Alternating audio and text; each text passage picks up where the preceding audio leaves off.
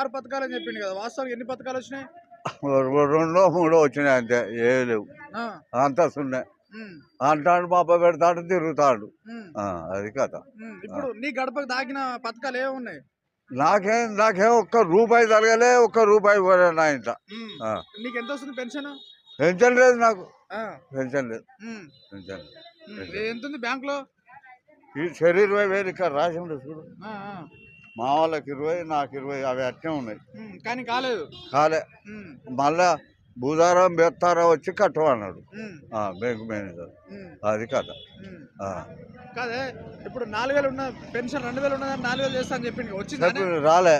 ఆగా 2,000 ఇంకా కొంతమందికి రాలేదు, ఇయ్యాలే వచ్చింది మా ఊళ్ళకు పెన్షన్ ఇచ్చడానికి. ఇంతవరకు రాలే. మొన్నడగా తిరిగి వచ్చిండ్రు, ఇయ్యాల మోపైంది ఆ పెన్షన్లు అయినా. గవే 2,000